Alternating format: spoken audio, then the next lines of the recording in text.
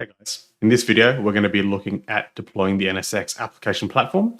Originally introduced in nsx-t 3.2, is a new way of deploying NSX intelligence as well as enabling users to use the advanced threat prevention suite, which includes an array of features. We're not going to go through each of those features in this video. This video is very particular on showing you how to deploy it and a very specific topology.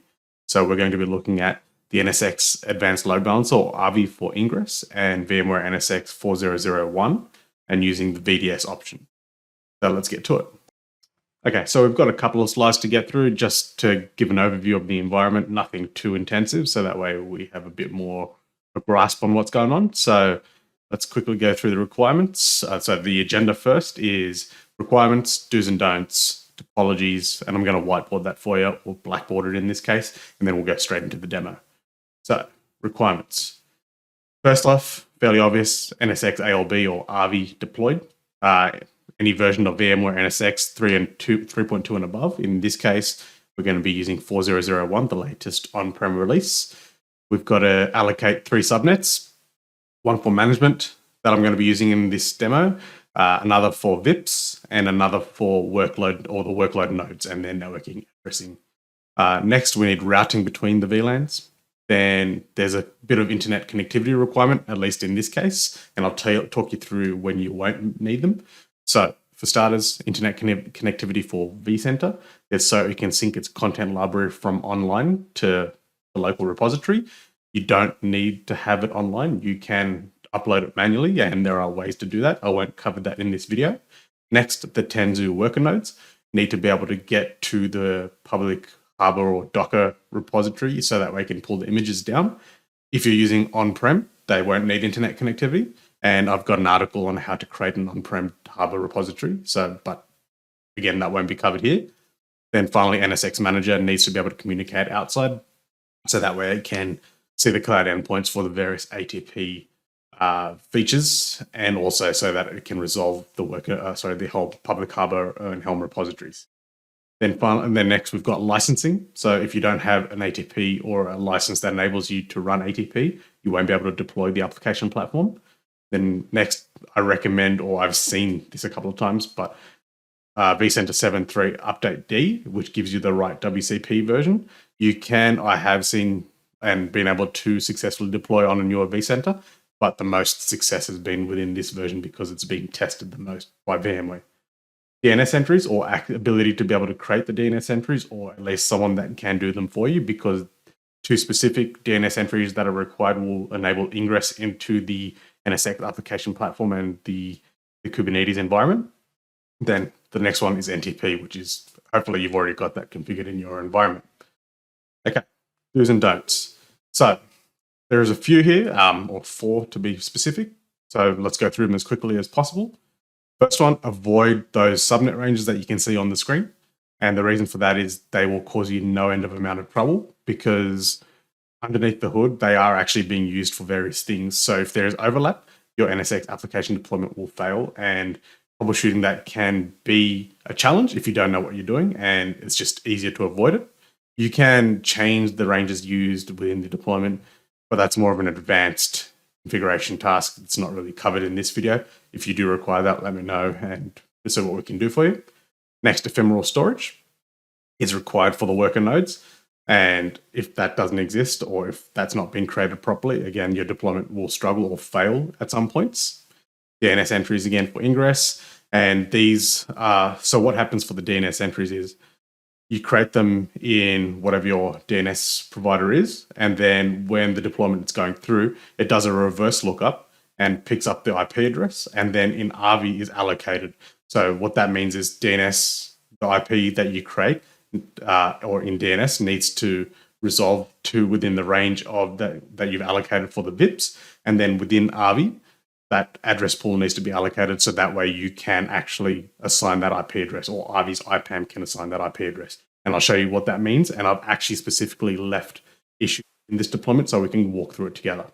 And then finally, the most reliable version, and this is by no means a hard and fast rule, this is what I've seen, version 1.20.7 has been the most reliable to deploy the worker nodes or the guest cluster and get NAPP deployed as efficiently as possible. You may have success with other versions, you may have a preference for other versions, but that's just what I've seen. Okay, let's move on to the Blackboard. Okay, we're going to try and get through this part as quickly and cleanly as possible. It's really just to give you more of an overview of how everything is plumbed together. Keep in mind, all of this is done automatically when you enable super workload management. So let's get to it. I'll start by drawing the VDS.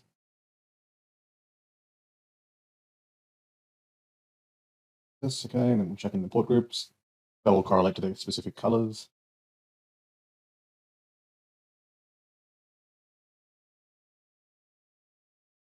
Okay, so now I'm going to draw out each entity. So each entity, I'm going to make a single box, so that way it just keeps it clean. So service engines, instead of 2, there'll be one box that's labeled LB, supervisor cluster, one box, and so on. So soup, LB, workload. All right, so now the supervisor cluster has a leg into the management network, and it's also got a leg into the workload network. The load balancer has a leg into the VIP network, so that way, that way it can use those Ingress IP, those IP ranges, sorry. And then it's also got a leg into the management network, so the service engines can be contacted. The workload or the guest cluster will have a leg straight into the workload network, and that's all. So anytime a VIP is hit, it hits the load balancer or the service engines, and then it's redirected to a backend server pool. The load balancer doesn't have a direct link into the workload network. It's just routed through the VIP network and back to the workload network. And you'll see how all that comes together later on. But as I said, all of this is done pretty much automatically for you, as long as you've selected the correct port groups during the deployment. Let's move on. Okay, now that we've got the theory out of the way, let's get into the fun stuff. So we'll begin by configuring the vSphere or vCenter and RV environment. First, we need to create the port groups that were discussed in the presentation. So I'll create one and then pause the video and continue to do the rest.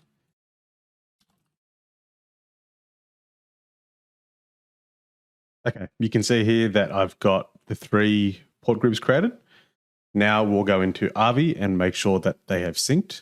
Before we do that, I should actually show you that the cloud that we're using is the default cloud, and that's required. And then it's been configured to point to the vCenter that we're using, or that I'm using in this case. So I'm just going to force a resync there and make sure it connects. Save on that, and that should pick up the networks. If I just hit refresh there. Processing, let's see if it's actually picked up the networks yet. Okay.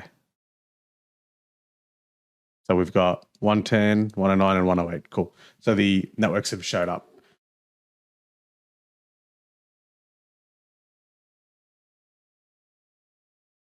All right. Before we go any further, we should probably go and create those DNS records I mentioned earlier, because they do directly tie into the next part. So I'll open up Active Directory, and I've already pre-created these, but I'll explain them to you as I said I would earlier. So down the bottom here, we've got 2 records. This one's called NAPP service, or short for NAPP service, and the one above is NAPP messaging. The bottom one is Ingress IP that gets allocated and is assigned for Project Envoy, and the top one, ending in .102, is required for Kafka. Both of these are assigned as part of the build process and are required. You're required to have the DNS entry. So then what you do is you go and create you add the IP subnet and the static IP address pool to the network in RV. So I'll add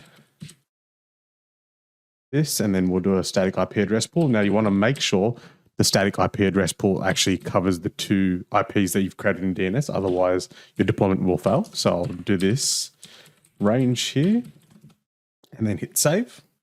And that's all we need to do for the network pool configuration. Then we want to go and ensure that we've created a certificate that we can use. So I'll jump into, templates, go to security, and we'll go to SSL certificates, and I'll create a controller certificate. I'll just give it an arbitrary name. Let's call it NAPP. And I'll just call it NAPP again here. You can fill this out as required in your environment. I'm just going to go through this as quickly as possible. I'll add the SANs. So here you want to add the SAN of the RV controller. So in my case, it's NAPP RV.com. And you may also want to add the IP address in, which in my case is 192.168.20.51, and then I'll hit save. Cool. And now just expand that out and then copy the certificate to Notepad or whatever it is and keep that aside because you will need that during the deployment. Okay, so now we do need to create an IPAM profile and assign that to the cloud, so that way the IP addresses are assigned when RV's basically communicated with from vCenter. So if I go into, let me just remember, I think it's in policies, no, profiles, there it is. Then we go to IPAM and DNS profiles. I've already created one here, but I'll walk you through the process. So I'll hit create, IPAM, let's call this NAPP, RV Vantage IPAM, and then we'll select the cloud and its default cloud. And then here you assign the network, and this is basically the network where it's going to pluck IP addresses from for the VIPs. And it will be here and hit save. So that is essentially all we need to do in RV. Now we can continue back onto vSphere and continue the deployment.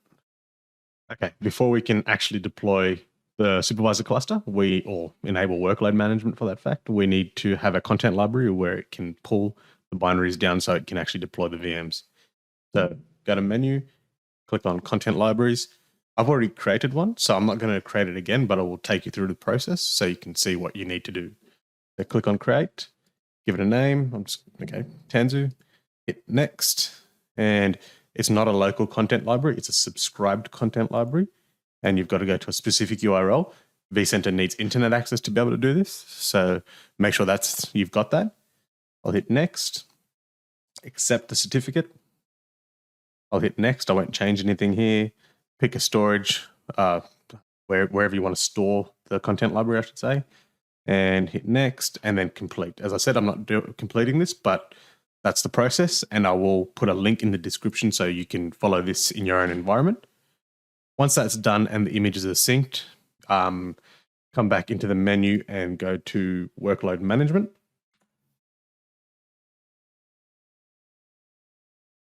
Okay.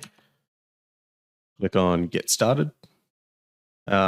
First field, how you want to deploy it. So I'm going to, as we said, vSphere Distributed Switch or VDS.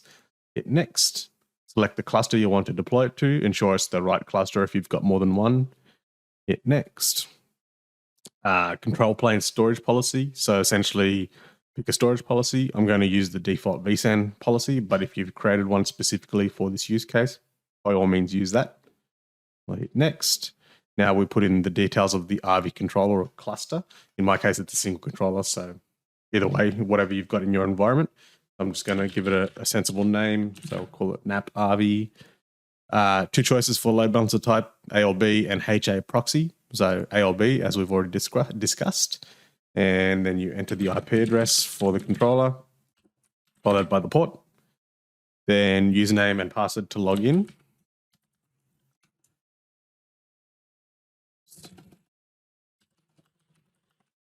And here, remember the cert that I got you to copy earlier? That's where you paste the certificate. So I'll just grab that.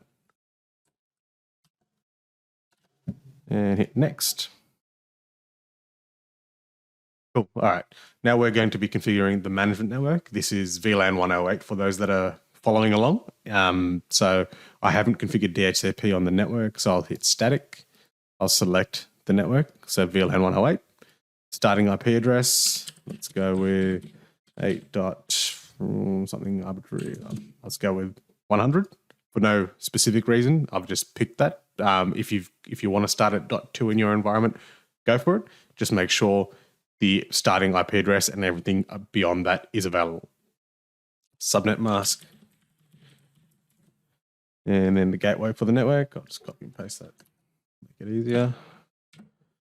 Okay, cool. DNS servers, 100%. You want to make sure that it's accurate. If not, it will cause you random issues that you may not realize until it's too late. You don't have to put the domain name in here, but I do. NTP server, again, critical. Make sure it's correct.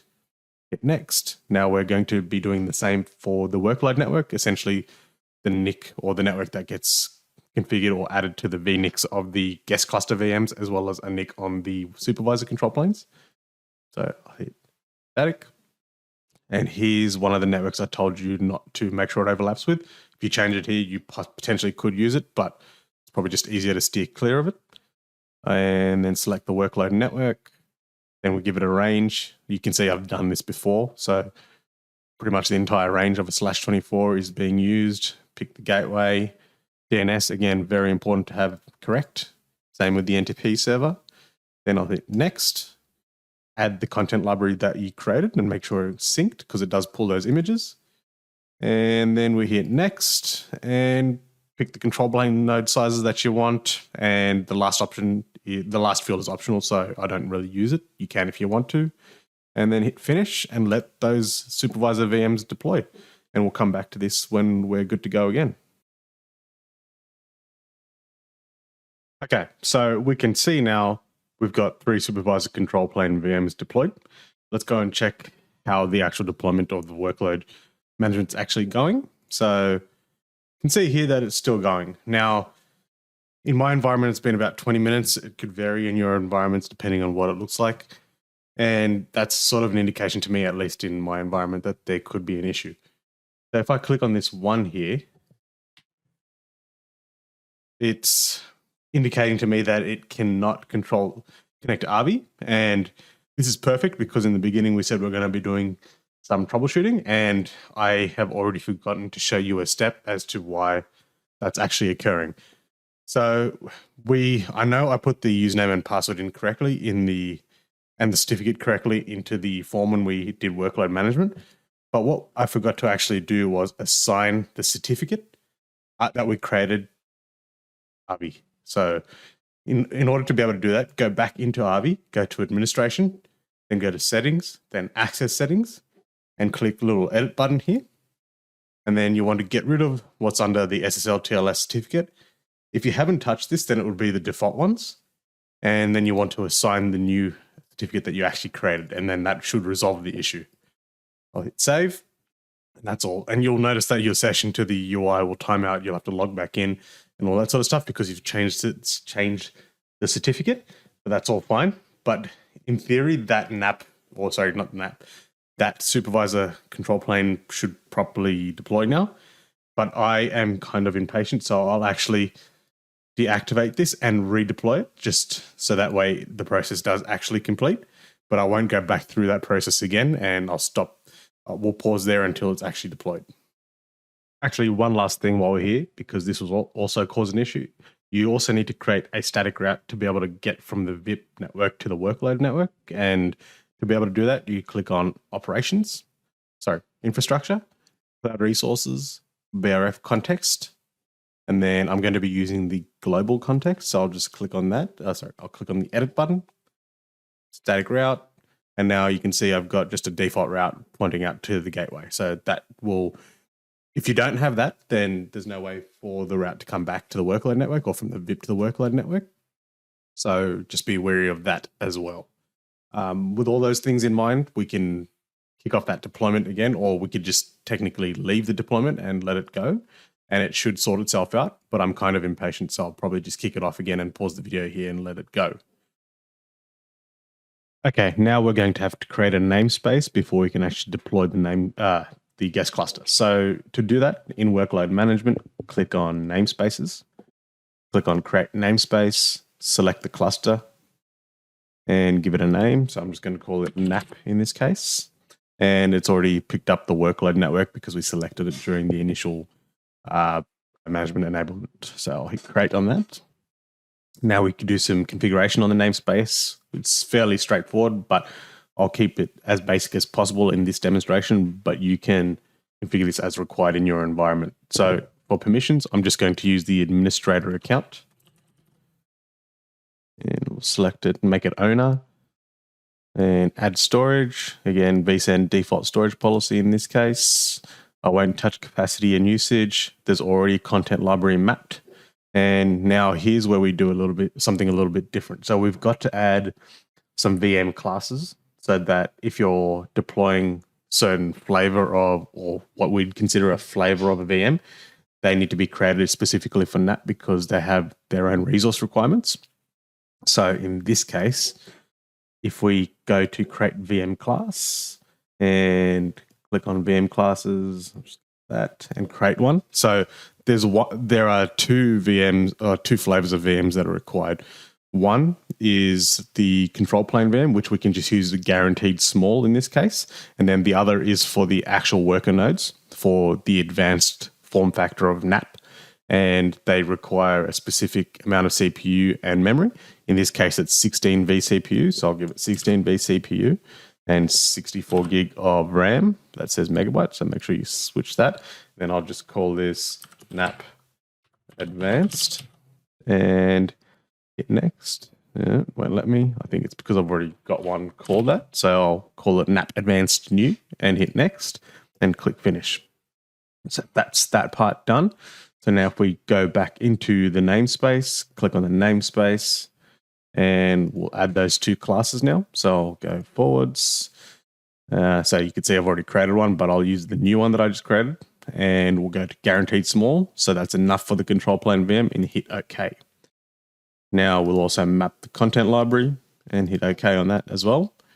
And that's essentially all we need to do for the namespace configuration. Now we actually have to deploy or use YAML or use kubectl to deploy the guest cluster using the YAML file that you'd have to pre-create.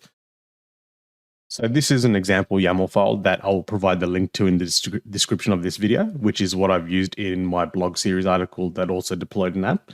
So I'll run through the YAML quickly. I won't go through to each field in detail, but from the top, we can see the API version, kind, type, and the metadata for this specific deployment. Now this needs to match. So the namespace we created was definitely called NAPP. And then what this will then do is create a cluster below within that namespace called NAPP lab.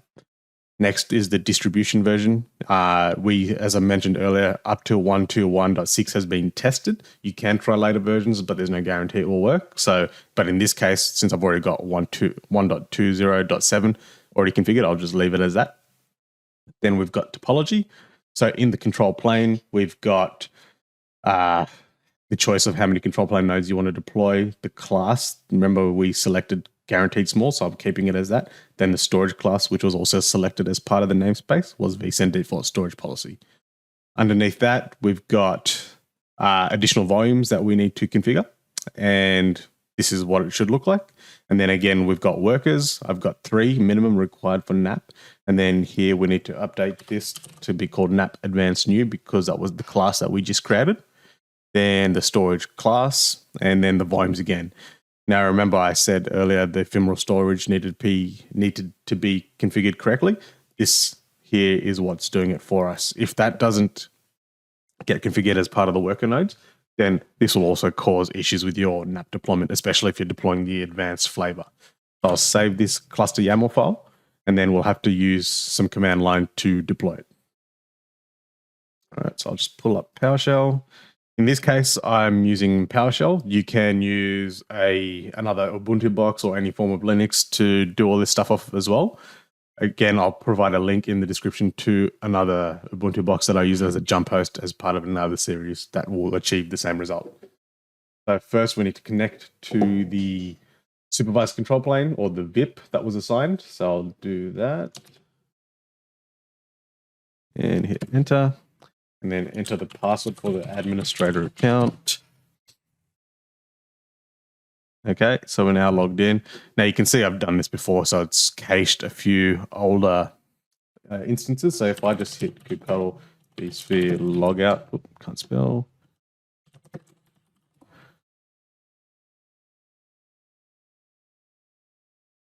And then if I log back in,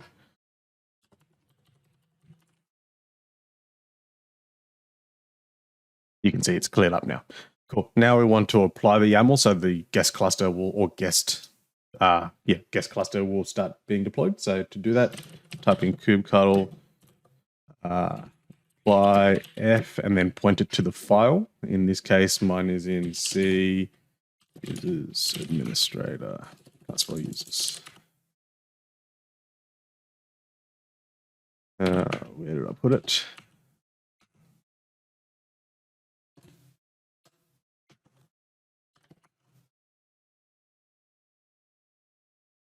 And hit go.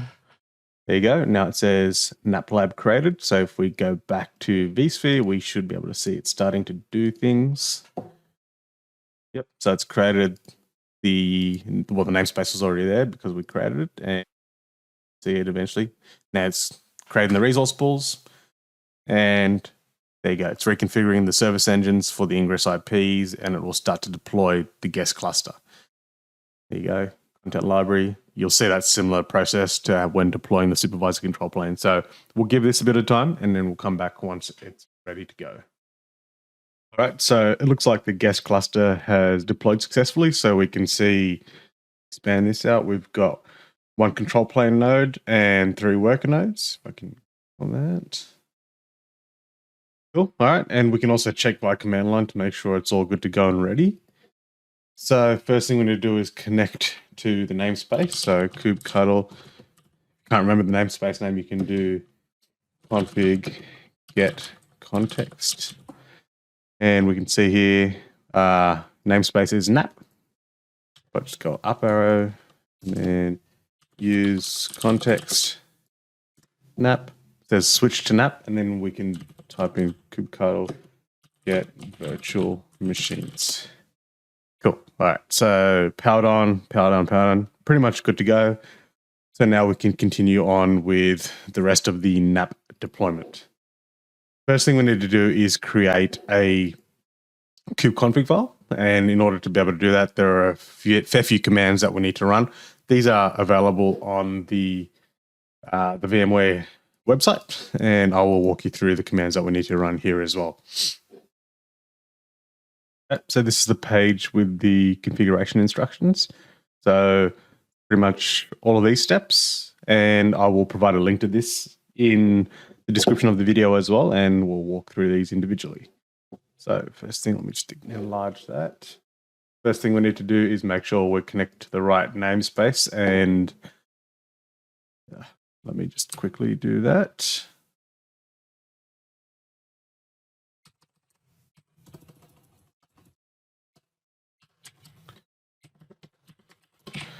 Cool. And then make sure your cluster name is correct. Mine is NAPP lab. And the namespace is NAPP. Cool. All right. So now we should be able to, nope, did not like that. Okay. So this is complaining about security certificate issue. On the end of that command, you can actually include an insecure skip TLS verify command. So that way it will allow you to proceed, which looks like this. Or, you know, the actual correct way to get past this is to actually configure a correct certificate. But in this case, I'm not going to be doing that. So we can proceed on as quickly as possible. I'll hit enter, password. Cool. All right, now we're logged in. So we can start generating, issuing those commands to generate the kubeconfig file. So first command, second command. These are literal just copy and pastes. I'm not changing anything as I'm taking it from. Okay, so I'm probably going to need to give me 1 sec. Okay, so this is one of the issues that you may face if doing this from a Windows box. And also if you will also face other issues if you're trying to deploy NAPP with using PowerShell instead of Ubuntu or any other form of Linux.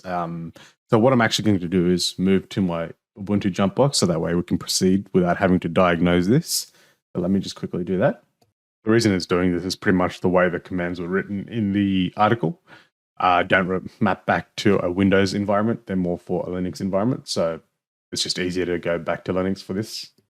Okay, same way we did before, we're going to have to log back into the cluster. So I'll just quickly copy and paste that command from the other jump box. So this is the one we want.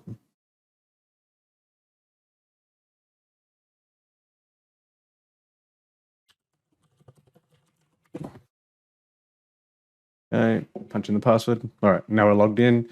Similar thing before, it sees the previous instances. If you log out, log back in, that will clear up. So I won't do that again. Now let's go back to the commands we're running. So copy and paste them. It'll error for some of them because we've already run them. So I'm just starting from scratch again. And now go to the one that actually failed. See it works this time around. And then just keep going through. Yeah, when I'm done. Okay, I finished running all those commands. If I just do an I'll be able to see where that file is. Okay, so this is the one that I just created. So if I just quickly cat that, and then I'll just copy all that to a file back onto my Windows machine.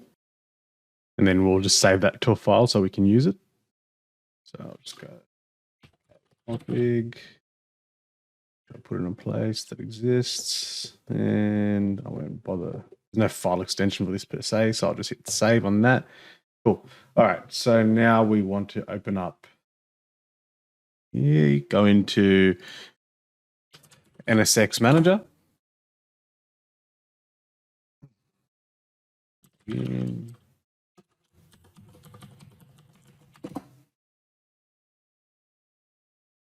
all right, so jump into System, got NSX Application Platform. Yours will say Deploy NSX Platform, but I've already done something here, so that's why I say Continue. So this will load. Okay, so now if you're using the public Helm and Docker repositories, you can keep the URLs as it says there or as it's listed there. Otherwise, if you've got your own internal repository, you can redirect or change the URLs to match. I'm using the public ones, and in order to be able to do so, as I mentioned earlier, the NSX Manager needs internet access, so it can actually resolve these. And then also the worker nodes as part of the deployment will need internet access so they can pull down the images. So I'll hit next. And here we select the kubeconfig file that we just saved. So mine was on the desktop, and there it is. And I'll hit upload.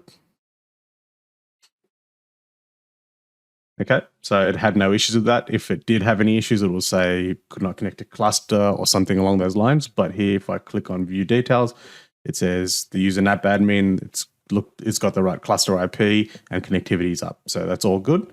Now, internet interface service name, this is the one that I had created earlier. I'll assign that. And then the messaging one, I'll also assign that. So these are the ones that I mentioned would be reverse looked up, and then the IP for Ingress will be assigned during the deployment. And I show you what I mean by that later on when it happens. And I want to deploy the advanced form factor. Then I'll hit next. Now we just run the pre-checks. NTP or time synchronization has always been a warning for me. I have not really figured out how to get that to clear, but it doesn't impact the actual deployment itself. And there's the infamous warning, but everything else is good and it's allowing us to proceed. So let's hit next. And then this will be the final screen to make sure you've got all the configuration or everything correct. And cool. And I'll hit deploy and away we go. That literally starts deploying all the pods, everything that we require for NAPP to get the platform up and running. And if you really wanted to, you could actually pull up the jump box again while it's doing that. And you can have a look at you can watch the pods be deployed. So kubectl get pods A should list all the pods. So nothing's been spun up yet. I can also watch that as they start to get created. They'll start to say, there you go, you can see pending, container creating. That's one way of troubleshooting or watching the deployment, make sure it's still going. I'll wait to see if we hit any hiccups. But the other thing you can also do is also check the events. That's one way. And you can also watch that with the W flag on the end. The other thing you can also do is this will happen throughout the course, but you need to see the Ingress IPs if they're being assigned. But at this point, they won't be. So you can't see any of them assigned yet. But as the deployment proceeds, you'll see these being assigned and the services be deployed and whatnot. So I'll pause the video there and we'll come back to it as if we hit an issue or at the end when it's successful. Okay, so our first issue, if I just do a get pods again, so it's not cycling through, we can see error image pull back off. And to me, that rings a bell as to why that would be an issue, but let's go through some steps to troubleshoot it. So first thing, let's type in kubectl describe pod, copy a pod name with the error, and then you also need the namespace on the end, so cert manager. Okay, let's see what it tells us. Okay, so failed to pull image, blah, blah, blah. LT speed, timeout. So basically, it's not able to make a connection to the repository. So in this case, you want to make 100% sure that anything on this network can actually get access to that repository. So a couple of ways you can test this. Well, check first your firewall and your routers and everything allows the packets through. And then if you're concerned that it may or may not be, maybe you spin up a VM on that network, give an IP address that's not already in use, and try and get out. So once you resolve that, hit go again, and you should be able to get past this error. And the other thing you should also see is in the UI, you will see this error here. So Helm installed chart operation failed. That's classic for this type of error. So let me go and check my firewall because I know I blocked this just so we can hit this issue. I'll resolve that and then we'll come back. Okay, so I've allowed that network through the firewall. So I'll hit retry here. And then we can also check the pod, continue to check the pods. Oops.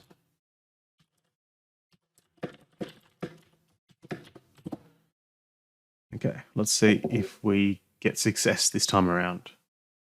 Okay, so it's cleaning up the old pods. Okay, so it's now recreating them. Fingers crossed we have some success. Okay, so we can see now that we've got a couple of containers running and some are still creating, but the key takeaway here is some are running. They wouldn't have been running before, so we know that that issue is now resolved. So let's let it continue and see if we hit any more issues. Okay, so we've hit deployment issue number 2. Contour ingress IP is not available. So if I pull up the jump box again and just do a get services, we can see here project contour envoy, load balancer, and it's still pending on the external IP. So that's where it should have done the reverse lookup and assigned the IP address. So how do we work out what the issue is here? Number one, we can log into RV. We can see that there's no virtual service or VIP created for 210, which is the the ingress IP or DNS that we allocated. The other option to continue to check this in RV is if we go back to operations, events, and config audit trail. And so we can see here at 1252, which is the latest one, is trying to create an allocation. And it says here, there are no static IP addresses for the VIP, specifically in the IPAM profile. So what I did earlier was, yes, whilst we created the pool, which was correct, I created the DNS records at the start of the VIP range, which means when the supervisor cluster and everything was going to deploy, it would have overlapped and tried to assign that, and it wouldn't have known that NAPP required those VIPs. But when I changed the DNS records to sit in 210 and 211, what I didn't do was extend out the IP or the VIP IP pool or the network pool, because even though we've done the reverse lookup and is going to do all that sort of stuff, RV IPAM still needs to be able to allocate those IP addresses. If the IP does not sit within that IP address pool, then it's not going to be able to allocate it. So what we need to do now is go back into infrastructure, cloud resources, networks, go back to the VIP. And what we want to do here is edit this and extend out the pool. So we'll make it, let's just go to 220. Oops, 220. So that should cover all of it, and hit save. That's good. And now we want to go back into here, hit retry, and then I'll watch here to make sure it gets allocated. If you get yourself into a situation where you hit retry multiple times and it just doesn't assign the IP address, it may be easier for you to just let that timeout, hit cancel, and start the deployment again. We're not going to do that in this video, but if you need to, just remember that's an option. All right, so we're on to the next issue. So this one's basically saying it's unable to hit one of the VIPs. It's saying, is the server down or something like that? I've seen this in situations, but it's been a timing thing. So the error has presented itself, but then if you go do your checks and balances, it's actually okay, and then you hit retry and it's good. So let me just quickly do some checks so we can have a look to make sure it's okay. So log into RV if you haven't already. We'll go to dashboard. bunch of VIPs. Some of them are still waiting for pods to come up, so they'll be offline until they do and all that sort of stuff. So let's check our virtual services. So the error was 103. And 103 is here and it's up. So I imagine that for whatever reason during the deployment, it may have gone offline, or it was just a timing thing, some sort of latency, who knows? I didn't actually go back to track it, but it is currently online. And for reference, that 6443 is pointed to the control plane VM for the namespace. So you could, if I click on it, there you go. So NAPP control plane. Okay, so let's hit retry on that and see if it gets past the error. Okay, so I've paused the video in between, but waited maybe around 3 minutes. That error hasn't presented itself again, so I'll make the assumption that we're good now, and we'll let it continue on. NAPP is now deployed successfully. Throughout the process, you may have hit more issues or some more halts during the actual deployment process. Sometimes it's just enough to hit retry a couple of times and it'll continue on. If you find yourself in a situation where we haven't covered an issue or an error and you can't resolve it yourself, feel free to leave a comment or find me on social media and we can see what we can work out for you. But we can at least see here, deployed successfully, the control plane and worker nodes are there running Kubernetes version 120.7. That's by far been the most stable and most successful deployment I've had every time I've tried this. Then we've got the platform version and advanced form factor. Cool, so we'll do a quick recap and a summary, and that'll be the end of the video. Okay, so we've walked through the entire deployment. You've seen how critical each and every step is. You can see how the deployment errors out. We've seen how to fix the majority of the issues. I've also told you sometimes just retrying and whatnot will help you in getting past the issues and getting the deployment complete.